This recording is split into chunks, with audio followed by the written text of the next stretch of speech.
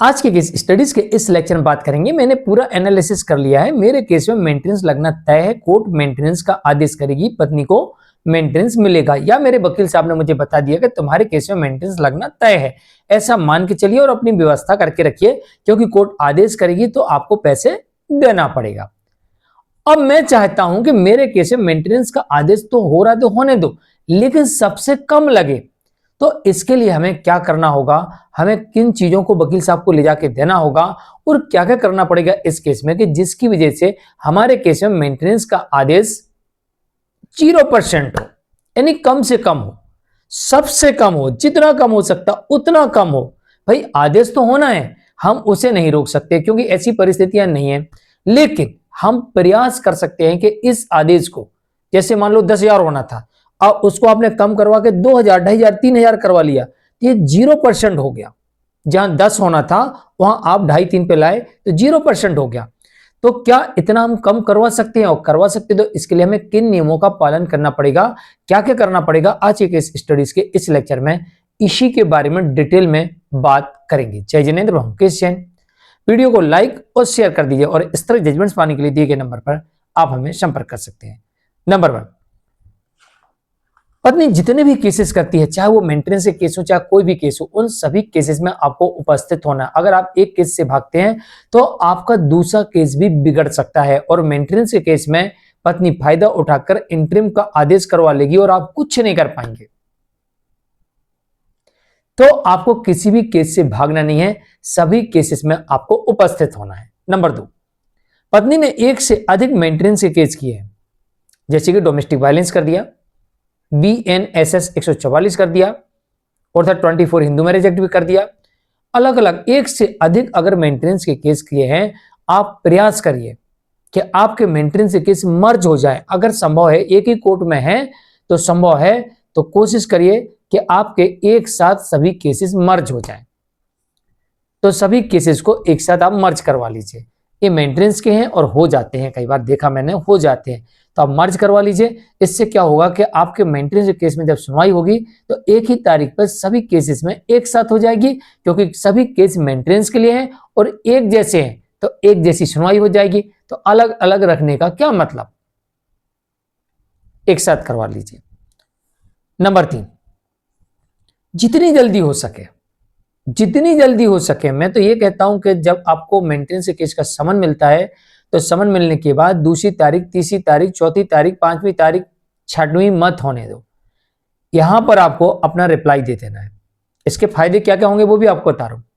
आप रिप्लाई दे दीजिए, bank statement दे दीजिए, एफिडेविट दे दीजिए, और अपनी एक्सपेंसेस की लिस्ट, एक एक पैसे का हिसाब, साथ में लायबिलिटीज और एसेट, इसकी लिस्ट भी दे दीजिए। ये तो आपको देनी देना है, ये आपको जवाब के साथ तत्काल दे देना है। तो नंबर 5, नंबर 4, अब इसका सबसे बड़ा फायदा मिलेगा आपको इंटरिम में। आपने ये सब कुछ दे दिया कोर्ट के बिना मांगे, समय के पहले। अब पत्नी कहती हुजूर मुझे इंटरिम दे दिया जाए, तो आप कोर्ट में इंटरिम का सीधे तौर पर विरोध कर सकते हैं। कैसे कर सकते हैं? आप न्यायालय से कह सकते हैं हुजूर हमने सब कुछ दे दिया, अब इंटरिम पे सुनने की बजाय हुजूर फाइनल पे सुन लें। अब तो इनकी तरफ से देरी है ना, क्या आप इंटरिम का आवेदन लेके आ गई तो अब इस पर सुनवाई होगी तो इसमें आपके 4 महीने खराब होंगे। इससे अच्छा जितने में इंटरिम की सुनवाई होनी है उतनी देर में ये बयान दे देवे, गवाही दे देवे, फिर बच्चा क्या, हम तो एक दिन में देने के लिए तैयार हैं, और न्यायालय चाहे तो हमारी गवाही पहले ले ले। इसका सबसे बड़ा फायदा ये होगा कि न्यायालय संभवतः उनके इंटरिम के आवेदन को लेने से इनकार कर दे, या फिर उसे तत्काल डिसमिस कर दे, या विषम परिस्थितियां हो तो अलाउ भी कर देगी। ये भी ध्यान रखिएगा। तो यहां पर आप इंटरिम का विरोध कर पाएंगे, और इंटरिम का विरोध करने से पत्नी की सबसे बड़ी पहली हार होगी अगर पत्नी को इंटरिम नहीं मिला तो, क्योंकि पत्नी की सबसे बड़ी जीत होती है इंटरिम मिलना, और आपने इंटरिम ही डिसमिस करवा दिया तो ये आपकी पहली जीत और पत्नी की पहली हार होगी, और पत्नी के लिए बड़ी हार होगी। नंबर 5, अगर पत्नी की आय है तो इसका सबूत आपको कोर्ट के सामने लाके देना, जितनी जल्दी हो सके उतनी जल्दी। पत्नी की आय है तो आय का सबूत आपको एनी कंडीशन देना है। अगर पर्याप्त है तो मेंटेनेंस नहीं मिलेगा, कम है तो कोर्ट इसमें से कुछ तय करेगी। पत्नी एडल्ट्री में है या रीमैरिज कर चुकी है, इसका सबूत आपको ही कोर्ट में देना है। अगर आप ये सबूत ला के देते हैं तो उम्मीद कर सकते हैं कि आपको अब मेंटेनेंस नहीं देना है। अडल्ट्री और रीमैरिज में आपको एक पैसा भरण पोषण नहीं देना पड़ेगा, आप पूरे के पूरे भरण पोषण से बच जाएंगे।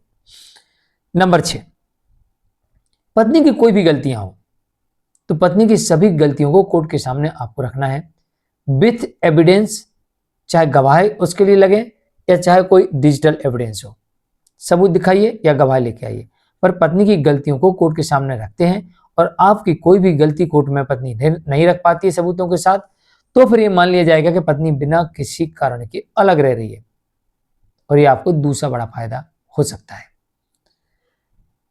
नंबर 7, किसी भी मेंटेनेंस के केस में अब पत्नी ने 1 किए, 2 किए, 3 किए, 4 किए, अब किसी केस में आदेश हो गया, एक में किसी भी केस में आदेश हो गया, तो उस आदेश की सर्टिफाई कॉपी बाकी सभी मेंटेनेंस के केस में आपको लगाना जरूरी है, ताकि न्यायालय उसमें जब आदेश करे तो न्यायालय उस आदेश को देख कर करे कि इसमें पहले से दिया जा रहा है तो अब देना है कि नहीं देना है।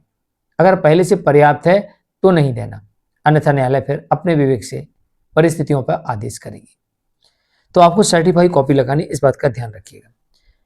नंबर 8, पत्नी के द्वारा किए गए पुलिस केस को या अन्य किसी केस को झूठा साबित करार दे दिया जाता है, ऐसे केस को रद्द कर दिया जाता है, तो उसकी सर्टिफाई कॉपी आपको मेंटेनेंस के केस में लगा के ये साबित करने का प्रयास करना है कि पत्नी बिना किसी कारण के अलग रह रही है, इस कारण से उसे मेंटेनेंस किसी भी प्रकार का ना दिया जाए और इसका फायदा आप यहाँ पर उठा सकते हैं। अब ऐसी स्थिति में अगर कोर्ट को लगता है कि पत्नी को मेंटेनेंस देना जरूरी है कुछ विषम परिस्थितियों में, तो मिनिमम मिलेगा, अन्यथा पत्नी को मेंटेनेंस नहीं मिलेगा, ऐसा कोर्ट आदेश कर सकती है। नंबर 9, केस चल रहा है, केस के दौरान पत्नी, उसके परिवार के लोग, रिश्तेदार, पड़ोसी, बॉयफ्रेंड, दोस्त, मित्र, ये आपको या आपके परिवार के लोगों को डराते हैं, धमकाते हैं, मारपीट करते हैं, आपके घर में तोड़फोड़ करते हैं, तो ऐसी स्थिति में तत्काल इनके विरुद्ध एफआईआर दर्ज कराएं, कोर्ट में केस फाइल करें। अगर इनके खिलाफ ये वाला केस फाइल हो जाता है विथ एविडेंस, तो आप ऐसा मान के चलिए कि अब आपको समझौता पैसा नहीं देना पड़ेगा, क्योंकि अब आपका केस सेटलमेंट की तरफ जा सकता है। नंबर 10, केस वापस लेने के बदले पत्नी आपको डराए, धमकाए या फिर ब्लैकमेल करे या पैसे की डिमांड करे या प्रॉपर्टी की डिमांड करे कि मैं अपना केस वापस ले लेती हूँ, मुझे ये दे दो, इतना दे दो, इसका सबूत रिकॉर्ड कर लीजिए और कोर्ट में सबूत के तौर पर प्रूव कर दीजिए कि पत्नी एक्सटॉर्शन मनी की डिमांड कर रही है, इतना दे दो वरना तुम जेल जाओ, तो ये एक्सटॉर्शन मनी है, तो पत्नी एक्सटॉर्शन मनी की डिमांड कर रही है। आप ये आरोप लगाकर पत्नी का सबूत कोर्ट के समक्ष रखते हैं तो उम्मीद है कि कोर्ट ऐसी पत्नी को मेंटेनेंस देने से इनकार कर सकती है। मैं हूं मुकेश जैन, आज के लिए इतना ही। वीडियो को एक बार लाइक और शेयर कर दीजिए। नमस्कार।